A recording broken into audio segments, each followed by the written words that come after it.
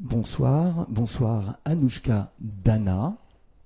Vous pouvez nous dire bonsoir. Bonsoir.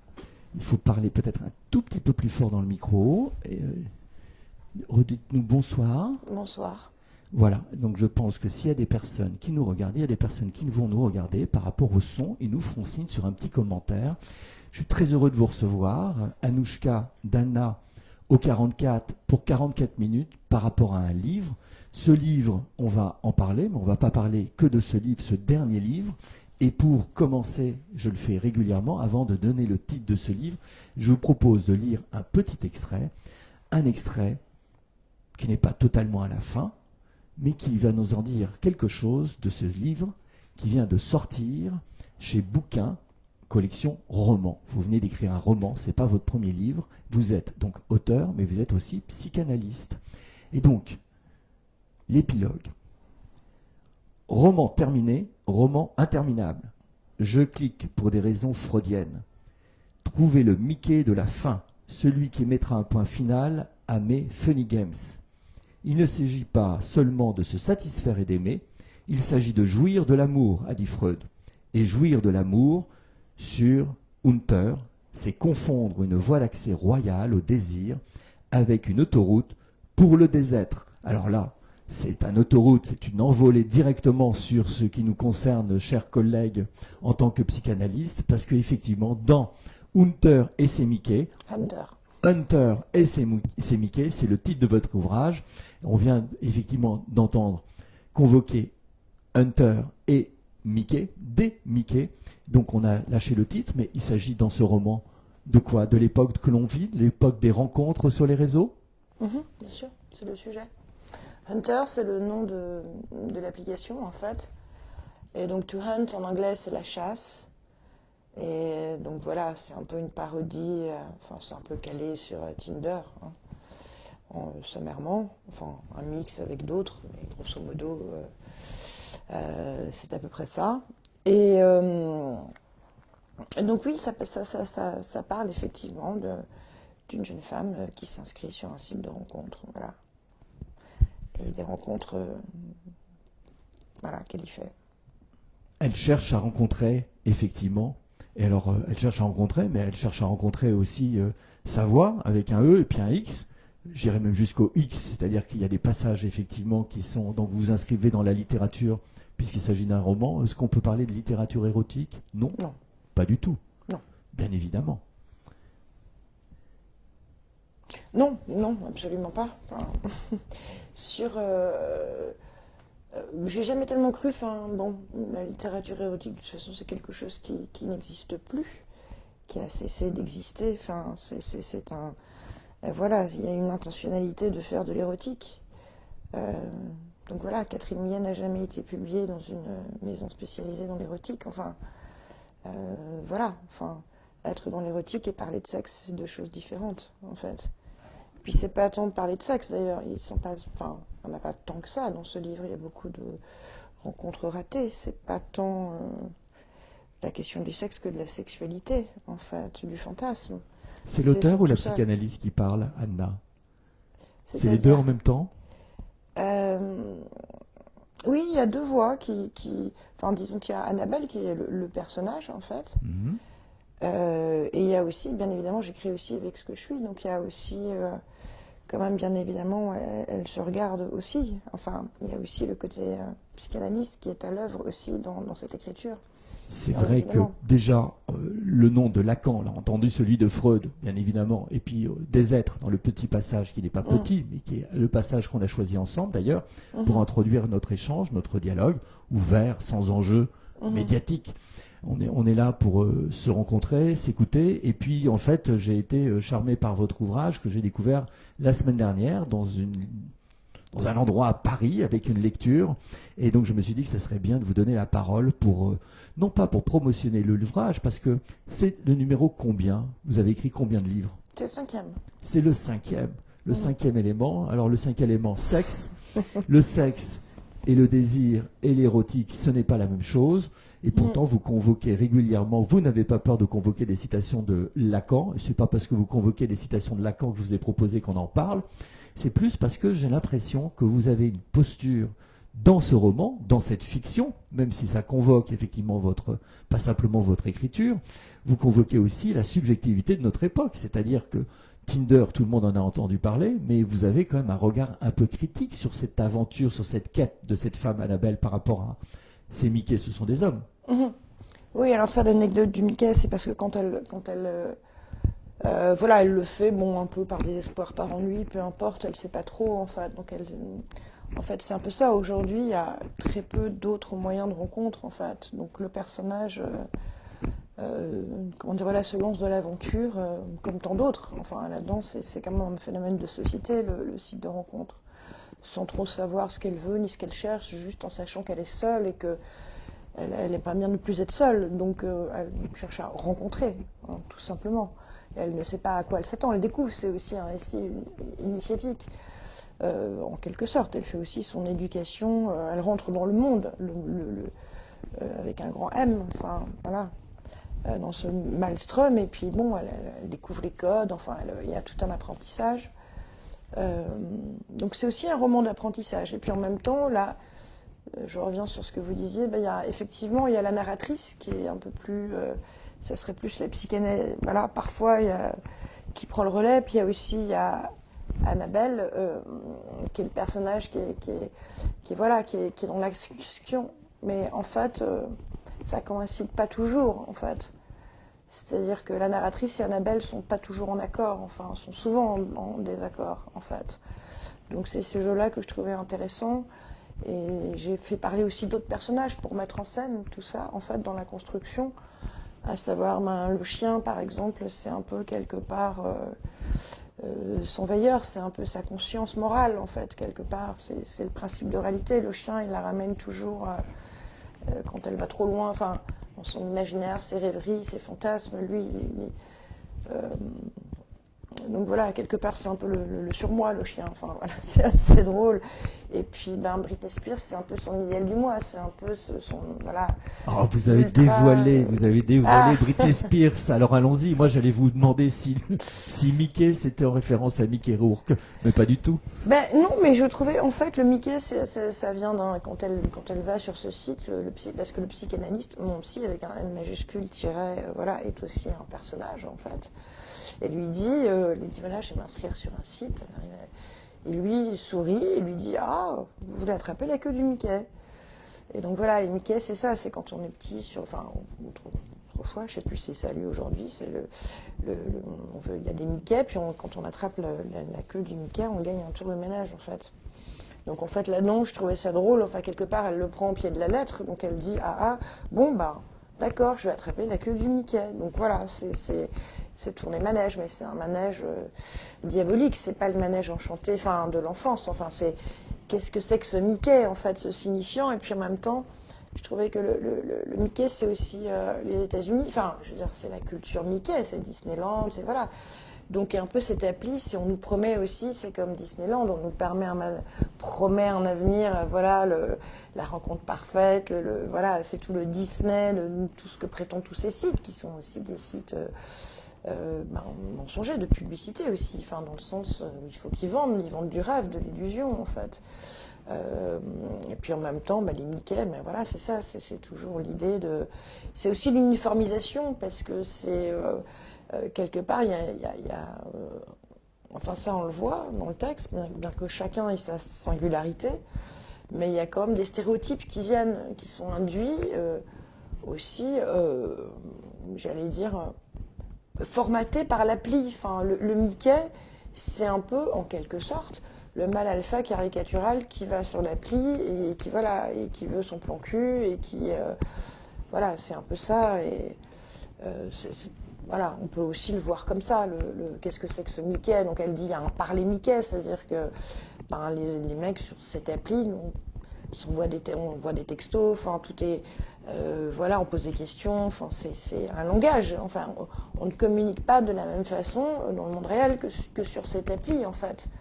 Donc c'est là où elle apprend qu'on ne téléphone pas, c'est mal... Enfin, d'abord, on envoie des textos, enfin voilà, la voix, c'est intrusif, c'est quelque chose de plus personnel, ça vient en troisième temps. Enfin, il y a plein de codes en fait, comme partout d'ailleurs, parce que c'est un lieu de socialisation en fait, Alors il y en a qui les respectent plus ou moins en fait, hein.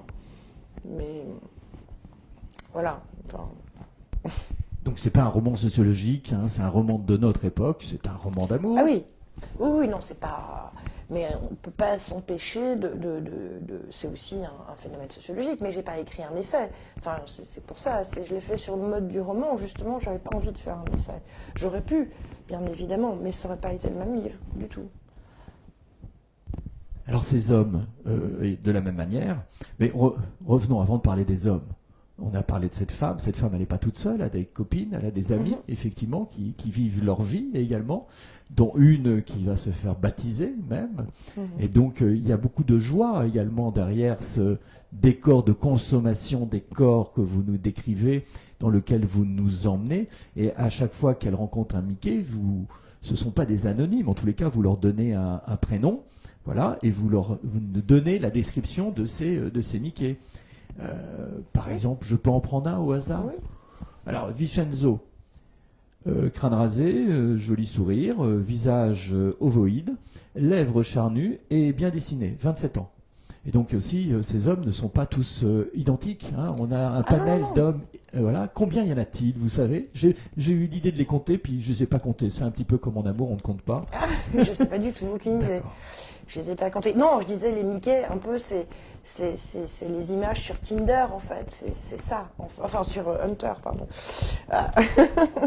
Voilà, c'est un peu ça, ce qu'elle appelle les Mickey. Voilà, c'est les prospects potentiels. Voilà. Après, bien sûr, là j'ai voulu mettre d'ailleurs la typographie différente, voir vraiment, ils se présentent, les fiches, ils ont tous une photo, une fiche. Donc voilà, ils sont tous identifiés, ils ont tous un prénom. Après, je les ai choisis aussi pour ce qu'ils montraient, en fait, pour voir différentes configurations. Ils apportent chacun quelque chose au récit, en fait. C'est aussi pour ça, c'est un montage, enfin, là-dedans Exactement, vous nous parlez de la construction de votre écriture. Oui. Par exemple, il y a un Mickey, il y a addict potentiel. Addict potentiel, désireux de construire une vraie histoire d'amour, entièrement disponible, requiert la même chose de sa partenaire, enthousiasme et bon vivant, aime aller au resto. Et puis après, à chaque fois, pas à chaque chapitre, mais à chaque Mickey, vous nous entraînez dans cette rencontre, plus ou moins dans une impasse, parce qu'en fait, elle ne rencontrera jamais le bon Mickey. Non. Mais ce n'est pas grave, puisque la fin, comme on l'a vu, l'épilogue nous apporte quelque chose. Elle est sur le manège. Donc en fait, est-ce que réellement, le but c'est réellement d'attraper la queue du Mickey ou c'est d'être sur le manège en fait? Est-ce que on peut aussi se poser la question comme ça en fait? C'est un jeu.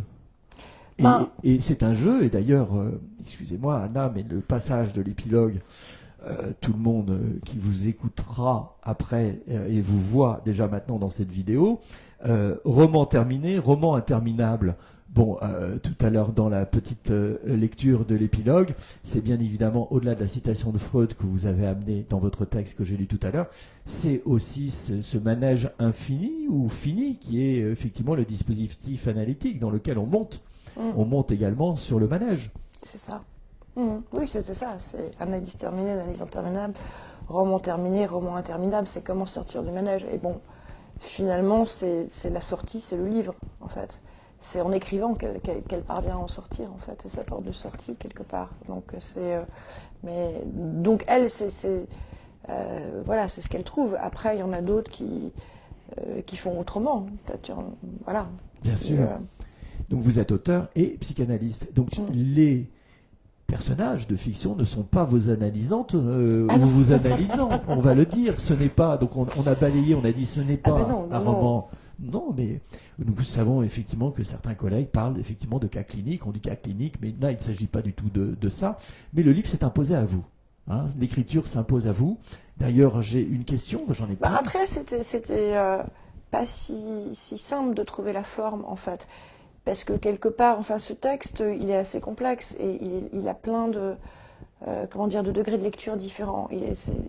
C'est vrai, il y a beaucoup de strates. Et en fait, quand je vois des amis analystes qui le lisent, ils me disent, mais en fait, c'est des vignettes cliniques, t'es Mickey. Enfin, c'est une façon, en fait. Alors que d'autres gens qui ne sont pas analystes, ne comprennent pas ce point de vue, ne le voient pas comme tel, en fait. Ils le voient au contraire comme quelque chose d'assez romanesque.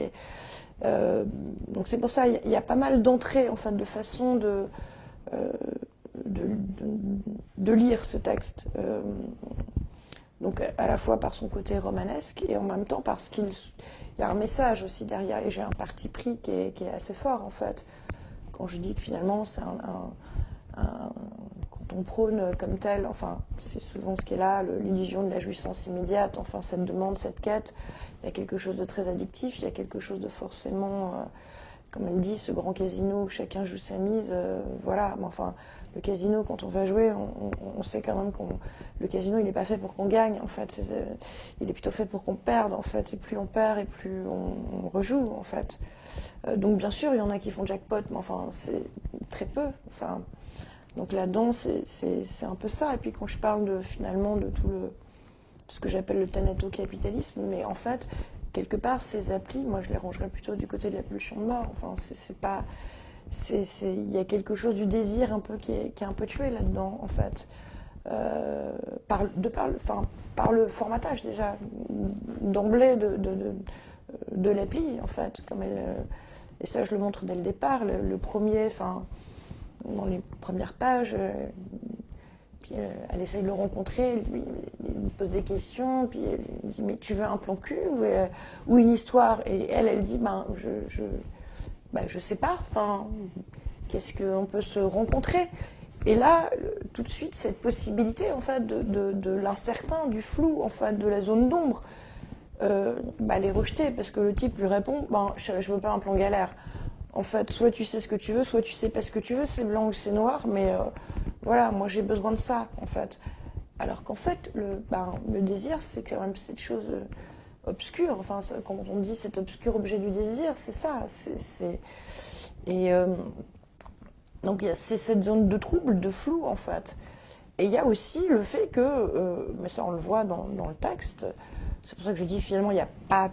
Bon, il y a quelques scènes, mais il n'y en a pas tant que ça, parce qu'il y a quand même beaucoup de... C'est comme, j'allais dire, dans les chercheurs d'or, les pépites, enfin, voilà, enfin, il y a beaucoup qui... Ça ne se fait pas, en fait, beaucoup qui fuient, en fait, paradoxalement, très bizarrement. C'est très difficile de passer du stade du virtuel à la rencontre dans la réalité, en fait, dans le... Et là, c'est ce qu'elle appelle la débandade ou la dérobade, en fait. Enfin, il y a quelque chose qui redoute, enfin, c'est très compliqué, aussi. Une paresse, enfin, c'est rencontrer l'autre, c'est prendre ce risque-là. Et en fait, non, il y a cette espèce de confort dans le virtuel, dans le sexe virtuel, dans ce recours au fantasme où c'est bien confortable, plutôt que quand même se bouger, et si elle veut pas, non, et puis s'il est moche, et puis s'il correspond pas, et puis voilà, c'est... Donc finalement, c'est difficile. On vous vend comme... Enfin, après, voilà, moi je parle d'une... C'est un roman, donc c'est un parti pris. Voilà, je prétends pas que ça peut se passer autrement. Alors, on a dit, elle s'appelle Annabelle, mais... On a dit, elle s'appelle Annabelle, et elle a un profil également, et alors il y a une petite subtilité, elle s'appelle Annabelle Victoire. Alors je vous propose de lire son profil, le prénom. Premier mot qui détermine l'existence. Le mien, donc Annabelle Victoire, ne donne pas droit à l'erreur. Je me suis rattrapé depuis. La plupart du temps, le Victoire reste en rade. Les gens se contentent de m'appeler Annabelle, sauf maman qui persiste. Donc vous êtes un peu la maman d'Annabelle. Donc Annabelle, elle a 47 ans, c'est son âge, sexe féminin, certains jours seulement. Célibataire, libre et libérée, désireuse de partager agréablement moments et plus si affinités, avec partenaire sympathique, attentionné et drôle de préférence. Photo 1. Les cuisses à l'air sous une jupe plissée, sourire engageant, regard profond, salope mais pas trop. Photo 2. Jean basket, genre meuf cool. Photo 3. Look excentrique, t-shirt à rayures et casquette, talons aiguilles. Je poursuis les premières pages de votre roman sur son profil et vous rajoutez, en suivant ce profil, de quoi ratisser large. Et là, la femme a une très grande liberté à l'endroit du semblant, d'après Lacan. Mais j'en profite assez peu, je suis une intermittente de la féminité, par flemme. Cette tâche quotidienne nécessite un effort que je ne me sens pas toujours en état de fournir. Donc les limbes de la personnalité de cette Annabelle, c'est pas simplement un objet de consommation pour ces hommes et elle ne se met pas simplement sur le marché. C'est là où effectivement il y a ce que vous nous avez décrit comme une voie initiatique. Avec, est-ce que chaque homme lui permet, chaque rencontre, chaque Mickey, de passer à un palier supérieur comme un jeu. On a évoqué cette application, ce virtuel, et on connaît le rapport au jeu et de quelle manière effectivement certains jeux, certains games, puisqu'on a parlé du mot game, vous convoquez certains mots en anglais également dans votre... Quand je dis les funny games, c'est écrit en italique avec une majuscule, et funny games, en fait c'est un film de Michael Haneke en fait. Donc c'est plutôt le côté, j'allais dire, sadique, en fait, sadomasochiste du Funny Games, en fait, parce que c'est une histoire terrible, les Funny Games, en fait. Et c'est pas drôle du tout, parce que, quand même, ce n'est pas qu'un jeu, enfin. C'est au contraire, c'est un jeu qui fait mal, c'est un jeu qui heurte, où l'on se met soi, où on y va, de soi, donc non, c'est pour ça que je dis, c'est un jeu dangereux, c'est pas... C'est Hunter. Voilà, c'est la chasse. Donc on y paie aussi de sa personne et de son corps. Donc c'est le phénomène renversé qui chasse qui en fait? On a l'impression que c'est cette femme qui chasse ces hommes, ou c'est les hommes qui chassent ces femmes, ou alors on est chassé du paradis premier, et vous nous entraînez dans ce monde contemporain qu'on vit. C'est vrai, les deux, je dirais les deux sont justes en fait. Oui, c'est vrai, on ne sait pas trop en fait. Je pense que de rencontre en rencontre, c'est plus ce qu'elle est. C'est quand même une grande interrogation à la fois sur la sexualité, elle en tant que femme, qui elle est, qu'est-ce qu'ils veulent, qu'est-ce qu'elle cherche. Enfin, ces questions-là ne sont pas résolues, ne sont pas réglées, elles sont pleines d'interrogations. Finalement, chaque rencontre la questionne,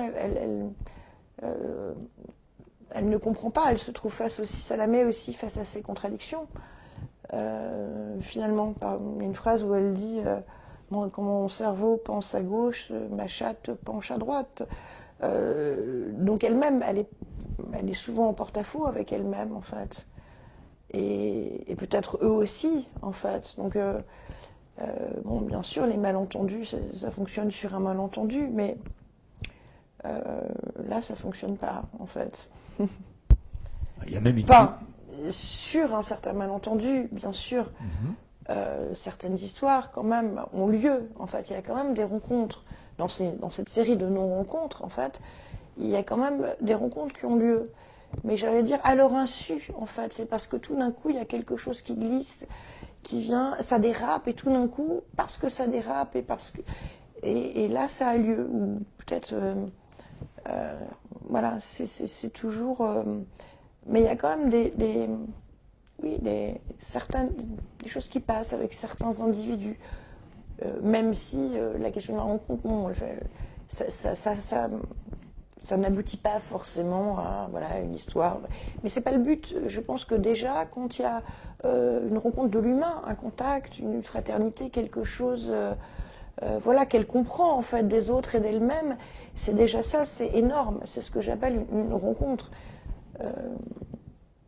qui se suffit à elle-même, même si elle n'aboutit pas dans le temps, enfin, à perdurer. Elle est de l'ordre de l'éphémère, mais là-dedans, c'est peut-être aussi une enquête, j'allais dire anthropologique, en fait. C'est aussi comme ça qu'elle le définit, sans qu'elle n'ait jamais d'ailleurs de réponse. C'est quand même unconclusive experience, c'est au cœur des ténèbres, en fait, finalement, des relations humaines et de ce que... et moi, je crois que ça a toujours été très compliqué, les relations humaines, mais je pense que de passer par le prisme de l'appli, ça les complique encore, en fait. Parce que le glissement, en fait, du virtuel au réel est pas du tout évident, et déjà, la rencontre, elle est biaisée. Enfin, c'est le fantasme qui est premier, puisque ce que je raconte, c'est pas que les hommes mentent ou que chacun... Non, c'est que l'image ment, en fait. Et que, quelque part, elle est plus... et souvent, c'est un phénomène déceptif, c'est que ce n'est jamais le fantasme ne coïncide jamais avec la réalité. Donc, quand on rencontre, quand on rencontre la personne dans la réalité, on ne le reconnaît pas, en fait. C'est un inconnu. On ne sait pas, en fait, qui on a en face. C'est pas parce qu'il a une fiche technique, voilà, ou 4 photos, ou qu'on peut savoir à quoi s'entendre. Ça ne dit rien de l'humain. L'humain, le désir, c'est souvent par un geste, une odeur. Enfin, il suffit d'un mot déplacé. D'ailleurs, à un moment donné, il y en a un qui dit frangin, et là, elle dit non, c'est pas possible. Tout s'écroule pour un mot insignifiant qui tout d'un coup est proscrit, et hop, c'en est fini. L'histoire donc ça tient à rien, à un fil. Il y a des choses infimes, donc qui ne sont pas formatées et pas à savoir à l'avance. C'est toujours partiel, en fait, c'est jamais quand on aime on ne peut pas savoir, et souvent on se dit mais tiens, si je l'avais rencontré sur un site, je n'aurais jamais cliqué, et en fait, et vice versa, en fait. Donc ça fait quand même beaucoup d'obstacles à surmonter avant de pouvoir se fier à quelque chose de son désir. Là-dedans, il est assez malmené, biaisé, en fait. Alors c'est vrai que quand on lit la 4e de couverture, par rapport à ce que vous venez nous dire, on a un autre écho, une autre résonance sur la 4e de couverture. Mon cœur est féministe, mais mon cul est phallocrate. Je devais désormais vivre avec cette contradiction. Donc effectivement, là, vous nous dépliez cette contradiction du désir qui est tout sauf... En fait, là-dedans, cette citation, elle est extraite, mais ça, c'est Annabelle, et ça, c'est à un moment donné. C'est-à-dire, c'est à un moment donné précis du texte. En fait, avec un séducteur, enfin, un homme qu'elle trouve pas sympathique du tout. Enfin, quelque part, il y a une partie d'elle qui le juge et qui dit c'est quoi ce gros playboy, enfin voilà, et en même temps elle est très attirée par lui, donc et quelque part voilà, ça rentre en contradiction. À ce moment-là, elle se fait cette réflexion, mais c'est pas la narratrice qui dit ça, en fait, quelque part. C'est pas après, mais ça, c'est aussi ce que disait Lacan, en fait, l'égalité homme-femme, ça s'arrête au pied du lit, enfin, c'est bien évidemment. On peut aussi le lire comme ça, et puis c'est aussi... là-dessus, j'ai joué parce que je trouvais c'est aussi, j'aime beaucoup Arletty, enfin, c'est Mon cœur est qu'à la France, mais Mon cul est international. Bon, j'ai un peu repris ça voilà, donc c'est un peu, ils l'ont mis en punchline, mais il faut la resituer dans le contexte, en fait. Et c'est un moment donné où on peut se retrouver, soit, comment dire, des contradictions, en fait. Et celle-là, je l'ai trouvée intéressante. Et c'est comment qu'est-ce qu'elle va chercher là-dedans, dans éprouver la domination de quelqu'un, en fait, se dire, mais est-ce que réellement ça m'intéresse ou pas? Donc elle y va, en fait, en se disant, elle est ambivalente, en fait. Et je trouve que le désir, on est souvent ambivalent, enfin... Quelque part, c'est aussi un mal du siècle, l'ambivalence, c'est très compliqué. Enfin, Alors je me permets de lire encore un petit passage, et puis on est là pour donner envie, et le désir, et non pas la frustration, donc on ne va pas tout déplier sur un Mickey. Alors, ce n'est pas une émission littéraire, mais un passage de votre livre. La vie est une entreprise masochiste, surtout pour le sexe féminin. Selon Freud, il existe 3 types de masochisme, érogène, moral et féminin. Ce dernier doit être entendu comme une possibilité inhérente à l'être humain et non le propre du féminin. Mais alors, pourquoi parler de masochisme féminin s'il s'applique à tout le genre humain? Toujours selon Freud, cette attitude de passivité et de soumission face à la douleur infligée par l'autre, vous l'écrivez en italique avec un grand A, totalement lacanien, serait proprement féminin. Parce que les hommes ont décidé ainsi, ma conscience féministe prend le relais. Donc il y a cette ambivalence, effectivement. Donc il n'y a pas une position, il y a peut-être un Kama Sutra de votre écriture, ça me vient à l'esprit, excusez-moi sur cette formule un peu de commun. Mais effectivement, il y a dans cette linéarité de votre écriture un début, une fin, un roman initiatique, mais avec des strates, comme on vient de le dire, avec des strates aussi qui convoquent la psychanalyse, mais pas uniquement entrecoupées. Donc ces citations ou ces références à Freud et à Lacan, elles ne sont pas là de manière illustrative. Hein, cette Annabelle est en analyse, ça fait partie de votre fiction, bien évidemment, mais un peu de légèreté dans cette, non pas la lourdeur de votre écriture, mais la lourdeur de cette application, hein, de ce virtuel. Parlons de virtualité et aussi de choses, on l'a entre-entendu, je vous ai coupé, vous avez parlé de Britney Spears. Alors, il se trouve qu'il y a 2 citations en introduction de l'ouvrage, une de Sade et une de Britney Spears. On peut parler de citation puisqu'elle est convoquée ainsi, d'une chanson. Britney Spears accompagne Annabelle. Ça vous accompagne également, Anna, dans votre écriture? Vous n'avez pas écouté Britney Spears pour écrire cet ouvrage? Non, mais en fait, c'était pour décrire l'héroïne au départ, et je me suis dit, voilà, il faut quand même qu'elle soit... moi, j'aime bien les contradictions, j'aime bien les gens qui sont pleins de contradictions, et je me suis dit, comment typer, en fait?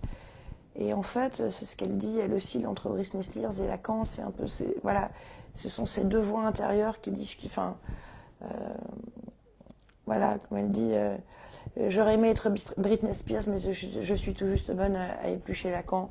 En fait, voilà, quelque part, voilà, c'est dans la phrase d'intro, on voit bien qu'il y a beaucoup de dérision. En fait, je pense que le livre a beaucoup d'humour et d'ironie.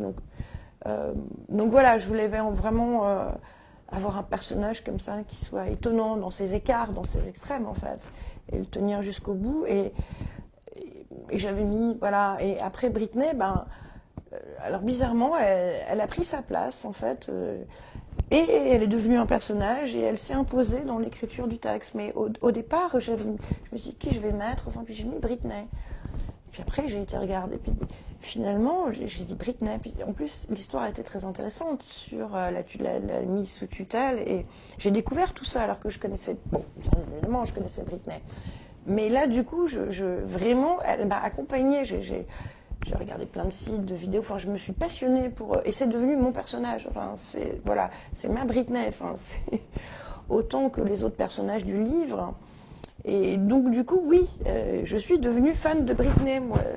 Et je me suis dit, c'est dangereux quand même quand on écrit quelque chose. Finalement, ça s'est réalisé, en fait.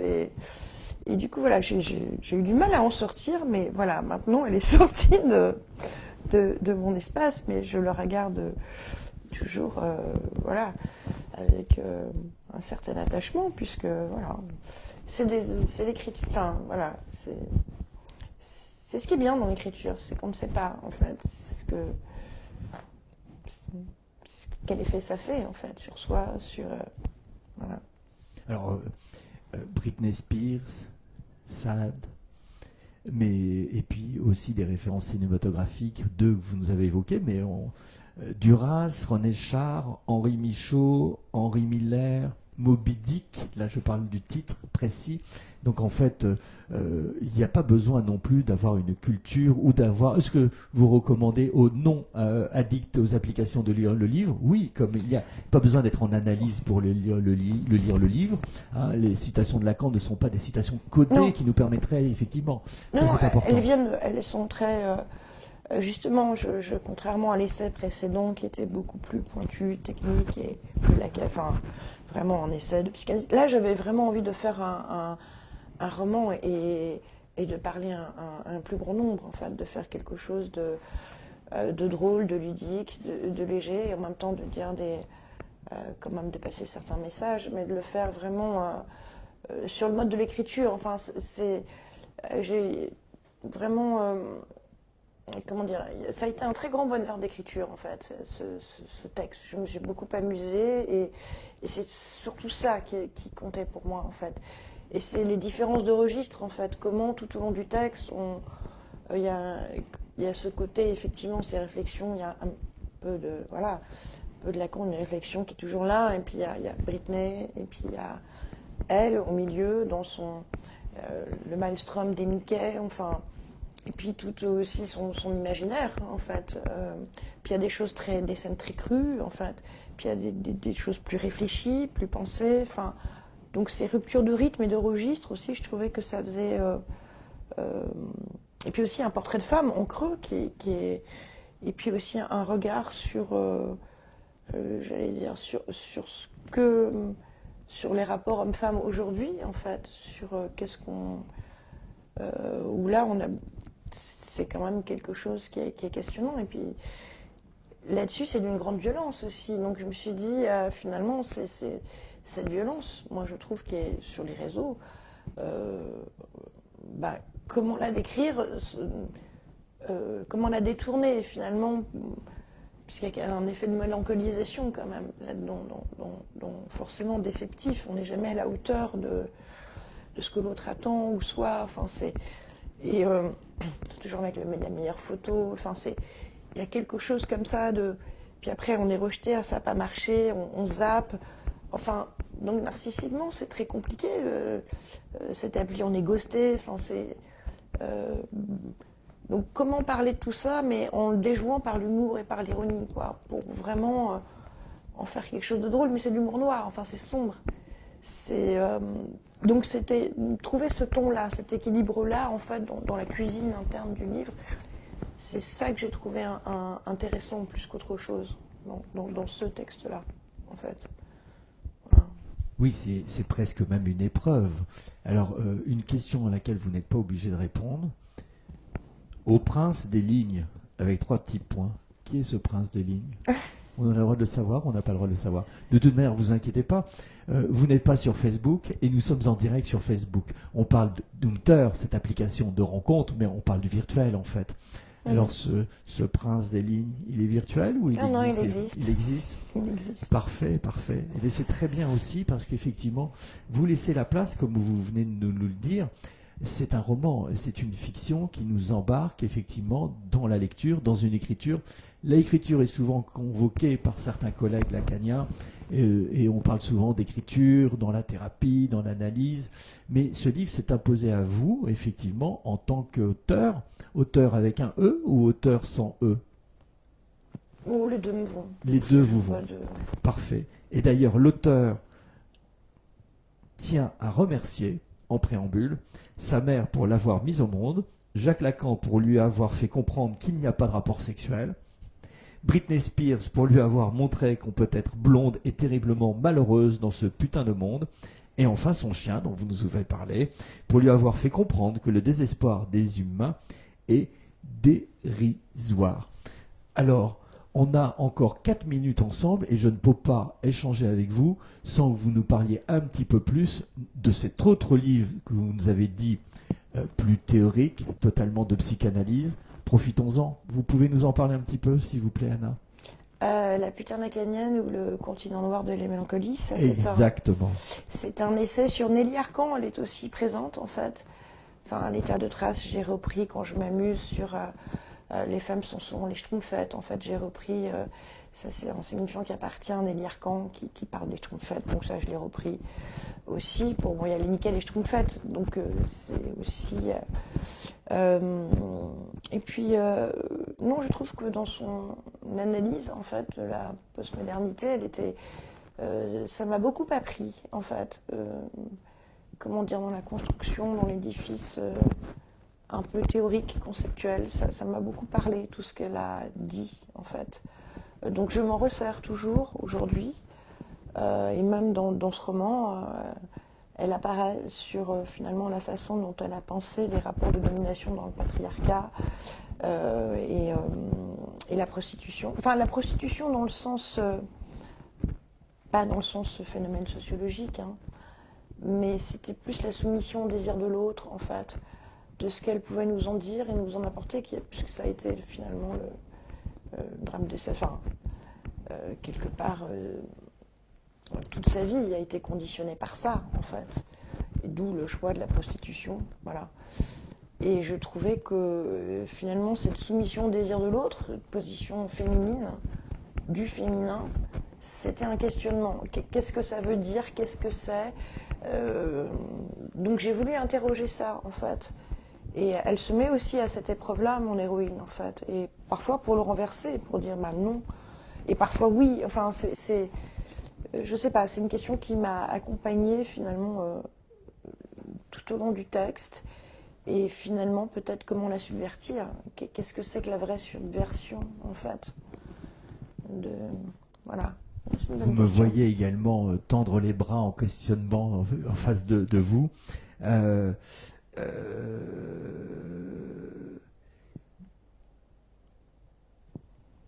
Je crois, oui. Enfin, si je pouvais dire que... Oh mais oui, Anna, j'étais en sur, train de réfléchir à quelque chose, mais dites-le nous. Non, Enfin. non, non, non, c'était sur la subversion. Je crois que c'était vraiment le maître mot. Enfin, quelque part, c'est un peu ça. C'était subvertir les logiques. En fait, à la fois des Mickey, à la fois de mon héroïne, en fait, et à la fois à chaque fois, c'était un peu ce qui... comment dire, une grande perversion. Enfin, je sais pas comment...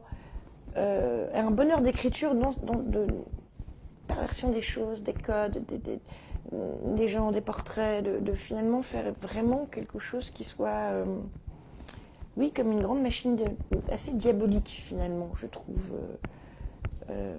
Oui, il y a quelque chose comme ça où on est toujours déjouer les pièges, pris au piège, enfin, quelque chose comme ça dans ce texte.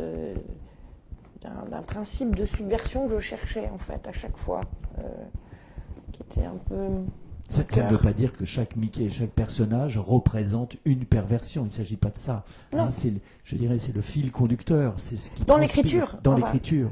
Et ça s'est oui, imposé à vous. Je parlais j'allais dire, non, pas avec les... Non, comment dire, c'était pas avec les Mickey. C'est ça.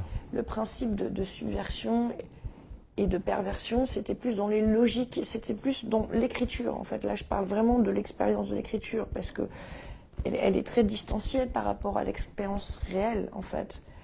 Et je me disais, mais qu'en faire, en fait? Comment tordre toute cette expérience vécue pour en faire autre chose, en fait, qui est une vraie machine. Quand on écrit un livre, c'est des réglages, on est voilà, dans une machinerie infernale. Et ça, j'ai trouvé ça, j'ai trouvé ça très intéressant. Enfin, ça m'a beaucoup plus intéressé. Enfin, comment dire, l'écriture du livre était beaucoup plus intéressante et passionnante pour moi que finalement voilà, le peu d'expérience que j'ai eu sur cette appli, voilà, m'a pas transporté. Mais en fait, d'en faire quelque chose, ça, j'ai trouvé ça vraiment génial. Ça a été vraiment, voilà, mon grand plaisir. Il s'agit d'un détournement? Ah oui, évidemment. Un détournement, voilà. Donc il s'agit de détourer également, de détourer et non pas simplement de décrire parce que souvent lorsqu'on parle de littérature, d'écriture, je crois que vous nous transmettez une interrogation qui vous traverse, hein, et ce livre vous a en quelque sorte traversé. Et vous en ressortez plus psychanalyste ou plus auteur ou les deux? Ah, j'en sors comme je peux, je sais pas. Je pense que l'avenir le dira. Pour l'instant, je sais pas. Vraiment, je n'ai pas de réponse à cette question. Je crois que c'est en train de se faire et que je n'ai pas la réponse, en fait. Voilà. Donc on pourrait reprendre, parce qu'on va atteindre nos 44 minutes et on pourrait continuer beaucoup plus longtemps. C'est totalement arbitraire, 44 minutes au numéro 44. En tous les cas, je vous dis qu'il y a quelqu'un déjà il y a plusieurs personnes qui nous ont écoutés, donc on vous a entendu et je crois qu'il y a quelqu'un qui a même envie de vous lire. Et donc ça veut dire que nous n'avons pas tout dévoilé et comme vous l'avez dit, c'est en cours. Analyse finie, analyse infinie. Chers collègues psychanalystes, Anouchka Dana, succès à votre dernier ouvrage, Hunter et ses Mickey, et long succès à votre écriture. Voilà, on peut dire au revoir, et puis vous pourrez également regarder, vous écouter et transmettre à vos amis. Merci beaucoup en tous les cas, Anna. Merci.